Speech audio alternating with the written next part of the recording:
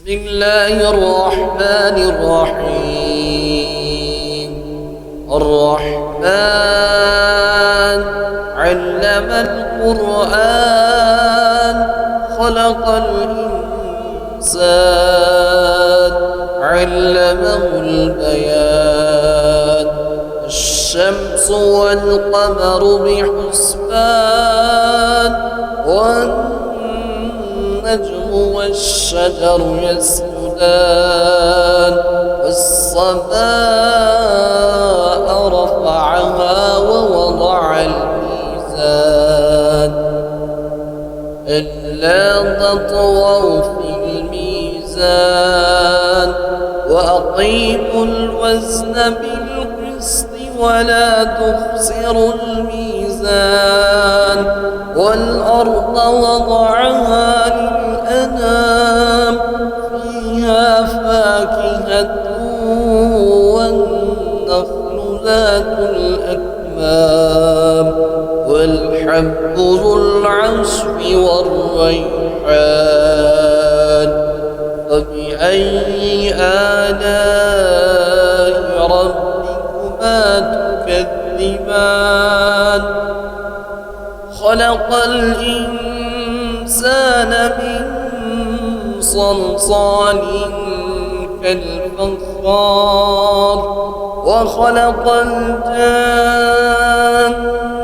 من مارج من نار.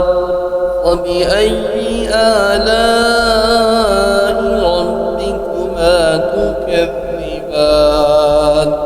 رب المشرقين ورب المغربين. فبأي آلاء ربكما تكذبان؟ مرج البحرين يلتقيان بينهما برزخ لا يبغيان.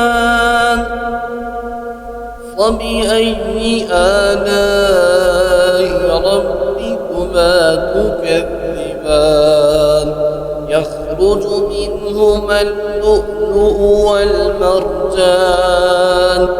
فبأي آلاء ربكما تكذبان؟ وله الجوار المنشآت في البحر كالأعلام. فبأي آلاء ربكما تكذبان؟ كل من عليها فان ويبقى وجه ربك ذو الجلال والإكرام. فبأي آلاء ربكما تكذبان؟ يسأله من في السماوات والأرض كل يوم هو في شأن. وبأي آلاء ربكما تكذبان؟ سنفرغ لكم أيها الثقلان.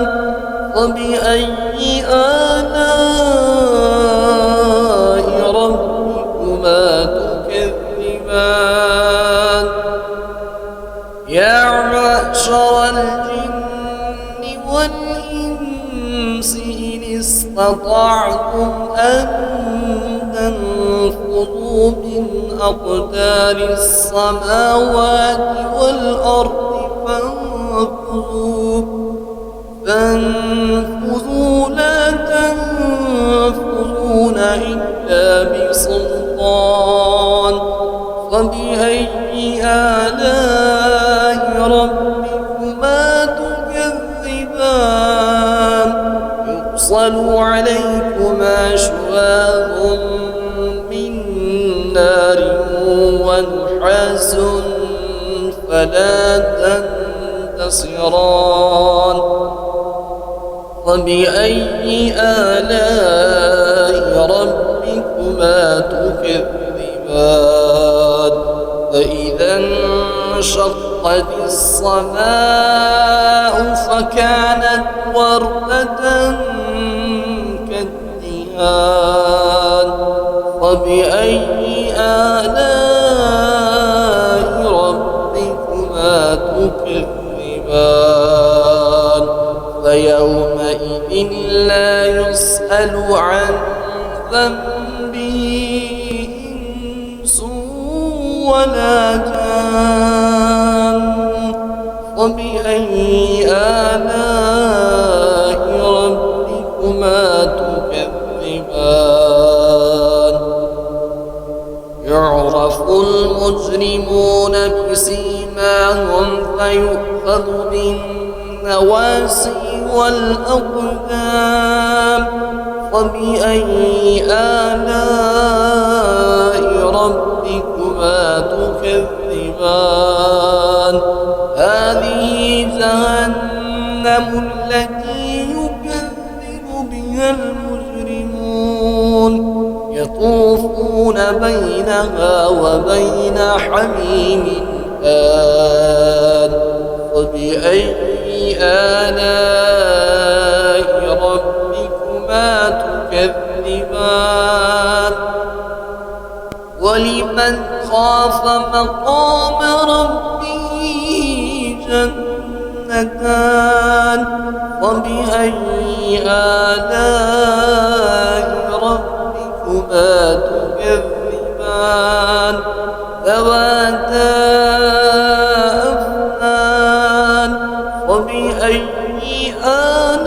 آلاء ربكما تكذبان فيهما عينان تجريان فبأي آلاء ربكما تكذبان فيهما من كل فاكهة زوجان فبأي آلاء ربكما تكذبان متكئين على فروش بطائنها من استبرق وجنى الجنتين دان فبأي آلاء ربكما تكذبان فيهن قاصرات الطرف لم يطمثهن إنس قبلهم ولا جان فبأي آلاء ربكما تكذبان كأنهن الياقوت والمرجان فبأي آلاء ربكما تكذبان هل جزاء الإحسان إلا الإحسان فبأي آلاء ربكما تكذبان ومن دونهما جنتان فبأي آلاء ربكما تكذبان مدهامتان فبأي آلاء ربكما تكذبان فيهما عينان نضاختان فبأي آلاء ربكما تكذبان فيهما فاكهة ونخل ورمان